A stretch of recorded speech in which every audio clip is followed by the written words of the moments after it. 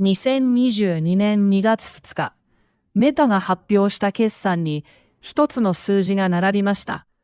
Facebook の1日あたり利用者 19.30 億人が 19.29 億人へ、約100万人の減少です。創業以来初めてのことでした。難攻不落と呼ばれた要塞に何が起きたのか。これは山の上にいた虎が平原へ降りた話です。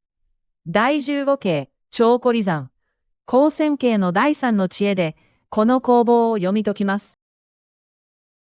先に、色を決めます。赤は山。友人がそこにいる。友人グラフの要塞と、その移転コストです。金は平原、フォローを必要としない、推薦アルゴリズムの新しい戦場。灰は、ふもとへの誘い。利用時間が平原へ流れ、虎が山を下る道です。一つ、約束をしておきます。本編の読解は、結果から見た構造であり、意図の断定は最後まで行いません。平原は、静かに現れました。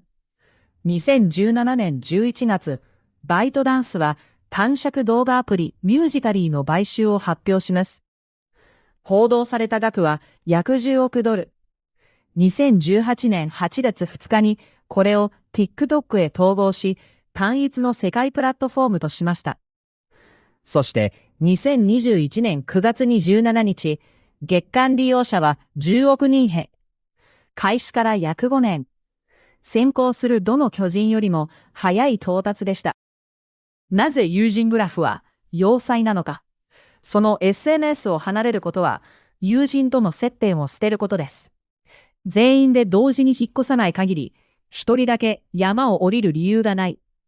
挑戦者は皆、この山に阻まれてきました。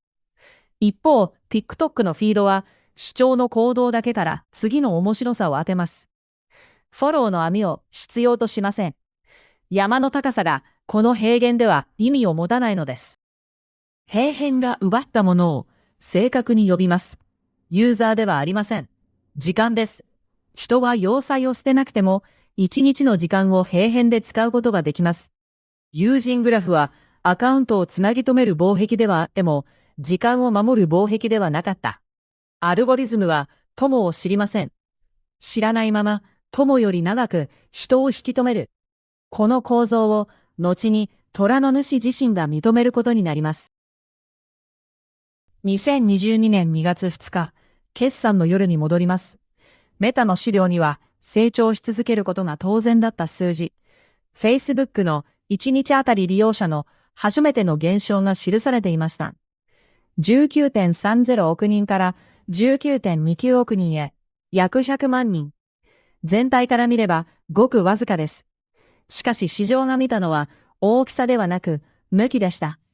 矢印が初めて下を向いたのです。翌2月3日、メタ株はおよそ 26% 下落します。1日で消えた時価総額は約2300億ドル超。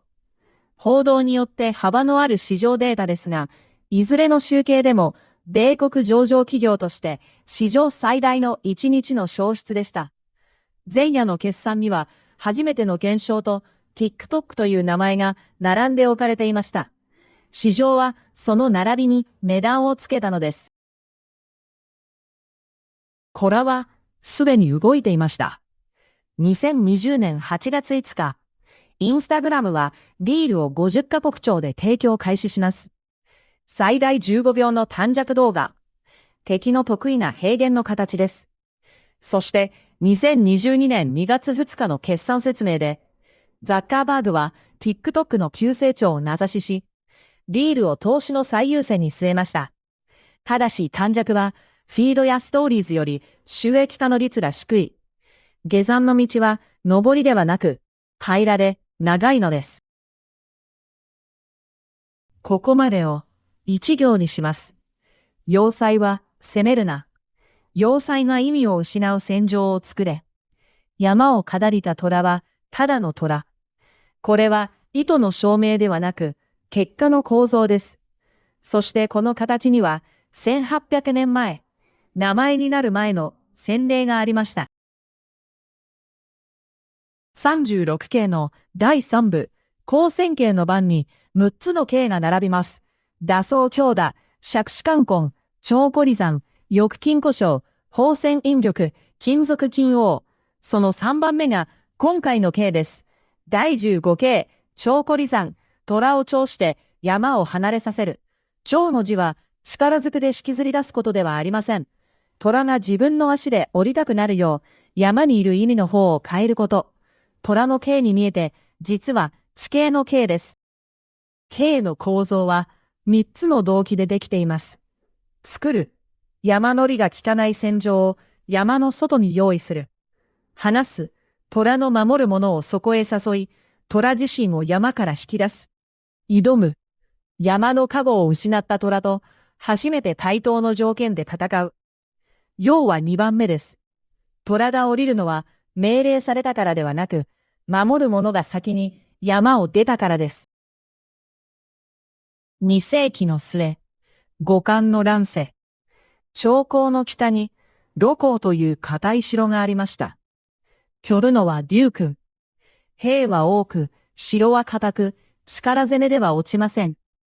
若き孫作は攻めませんでした。代わりに贈り物とへりくだった書簡を送ります。上領の地を打ってはいかがか。富はそこにあります。なおこの逸話は、通行の解説で語られる先例としてお聞きください。龍君は野沿に乗りました。富を謳われた上領へ軍の主力を率いて出撃します。剣城の門が開き、兵が川を下り、城の中は薄くなっていきました。山を打たれる虎に悪意への警戒はありません。目の前にあるのは獲物だけです。しかし、山の虎の強さは山のものでした。城を出た龍君は、もう、盧溝の龍君ではありません。孫作は、空になった盧溝を襲い、これを取ります。剣を交える戦いは、ほとんどいりませんでした。戦わずして、要塞は落ちたのです。虎は帰る山を失い、乱世の盤面から退きました。要塞が破れる形は、2つあります。攻め破られるか、意味を失うか。長孤里山がつくのは後者です。公平のために下山の続きを見ます。2023年、メタは効率の年を宣言し、コスト構造を作り変えました。リールの年間収益は、ランレートで約100億ドル、前年秋の30億ドルから拡大します。そして株価はこの年プラス194%。同社として過去最高の年間上昇率です。